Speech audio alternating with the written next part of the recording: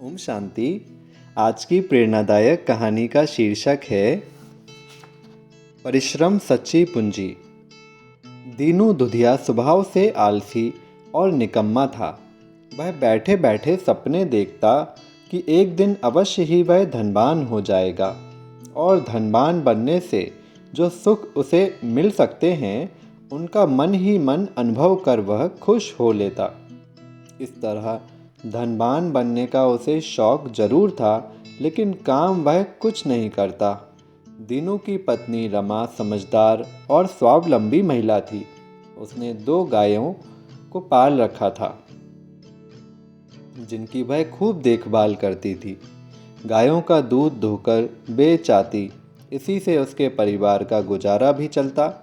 दीनू के 2 बेटे थे जो अपनी माँ के काम में हाथ बटाते, लेकिन दीनू दिन रात सपनों में ही खोया रहता। एक दिन गांव में किसी स्वामी ने धुनी रमाई। गांव भर के लोग संध्या के समय स्वामी जी के पास आते और घंटों बैठे रहते। स्वामी जी को गांव वालों के जरिए दीनू दुधिया के बारे में सब कुछ मालूम हो गया। दीनू को जब स्वामी जी के बारे में पता चला तो वह सीधा उनके पास चला गया। उसने स्वामी जी को प्रणाम करते हुए कहा, मुझे वरदान दो स्वामी जी, मैं धनवान बनना चाहता हूँ। गरीबी से मैं उकता गया हूँ। स्वामी जी उसकी बात सुनकर मन ही मन हंसे। वे जानते थे कि यह काम तो धेले भर का भी नहीं करता, खाली बैठा हुआ ही धनवान बनना चाहता है। दीनू से मिलकर उन्हें यह अनुभव हुआ कि उसमें छल कपट जरा भी नहीं था। उन्होंने सोचा कि इसकी मदद करनी चाहिए।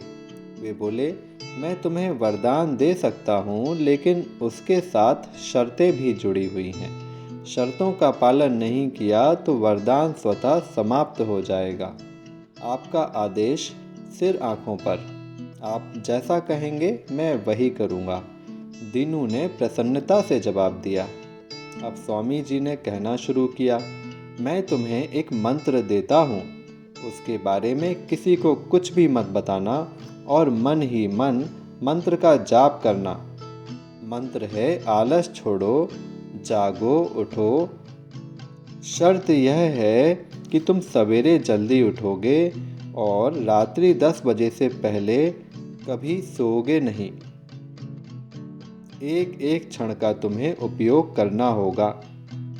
दीनू हाथ जोड़े हाँ हाँ करता रहा और सारी बात ध्यान से सुनता रहा। उसे धनवान बनने का मंत्र जो मिल रहा था। स्वामी जी ने फिर कहा, काम करने से जो भी आय हो उसमें से जितना हो सके बचाकर रखना और सोच समझकर पत्नी की सलाह से ही खर्च करना। उस मंत्र को कभी मत भूलना। जाओ, आज से ही काम करना शुरू कर दो। दीनू में जैसे नए जोश का संचार हो गया था। आलस छोड़ो, जागो, उठो। यह मंत्र गुनगुनाता हुआ वह घर पहुंचा। उस दिन गायों का दूध वह स्वयं बेच आया। वापस आकर पास ही जंगल से बहुत सी लकड़ियां भी काट लाया। सवेरे अपनी गायों के साथ दूसरों के पशु भी चरा आता। वह रोज ही जंगल से लकड़ियां काटकर लाने लगा और शहर में बेच आता। दूसरों के पशु चराने के बदले उसे कुछ रुपए मिल जाते। इस तरह दीनू अपने एक एक पल का उपयोग करने लगा। दीनू में आए इस बदलाव को देखकर गांव भर के लोगों को आश्चर्य हुआ। कई लोगों ने पूछा भी, लेकिन दीनू ने इतना ही कहा, काम तो करना ही चाहिए इसलिए करता हूँ। दीनू की पत्नी इस बदलाव से बहुत खुश थी। दीनू को लकड़ियाँ बेचने और गाय चराने से जो धन मिलता उसे वह बचा लेता। इन्हीं पैसों से वह एक एक कर गाय और भैंस खरीदता रहा, जिससे दूध भी उसके यहाँ खूब होने लगा। धीरे धीरे दीनू के दूध का कारोबार बढ़ता गया। जानवर भी बहुत हो गए थे उसके पास। उसके बाद भी वह लकड़ी काटता और शहर में बेच देता। वह काम में ऐसा जुट गया कि उसे याद ही ना रहा कि वह धनवान बनने चला था। हाँ, मंत्र उसे अब भी याद था। साल दर साल बीतते रहे। वह दिन भी आया जब उसके पास 100 से अधिक दुधारू पशु हो गए। उसने गांव के पास ही 2 बड़े बड़े खेत भी खरीद लिए, जहां बड़ी मात्रा में अनाज पैदा होने लगा। उसके बेटे भी युवा हो गए थे, जो अब पिता के काम में पूरा हाथ बटाने लगे। इस तरह दीनू दूधिया अपने गांव का जमींदार बन गया। वह अब भी एक एक पल का पूरा उपयोग करता। जब भी उसे फुर्सत मिलती तब उसे मंत्र याद आ जाता, लेकिन वह पुनः काम में जुट जाता। एक दिन दीनू अपने घोड़े पर सवार होकर अपने खेतों की निगरानी कर रहा था। तभी उसे एक महात्मा जी आते हुए दिखाई दिए। उसने उन्हें तुरंत पहचान लिया। वह उनके पास गया और प्रणाम कर बोला, मुझे पहचाना स्वामी जी? मैं दीनू दूधिया। आपने मुझे वरदान दिया था जो सच साबित हुआ। स्वामी जी बहुत प्रसन्न हुए। उन्होंने मुस्कुराते हुए कहा, मैंने तो तुम्हें कोई वरदान नहीं दिया।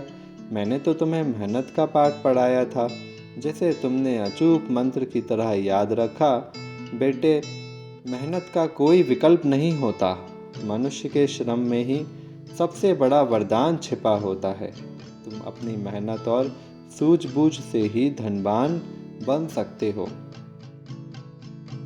दीनू यह सुनकर आश्चर्यचकित हो गया। वह स्वामी जी को घर ले गया और अपने कारोबार के बारे में सारी जानकारी दी। फिर जलपान करवाकर उन्हें सादर विदा किया।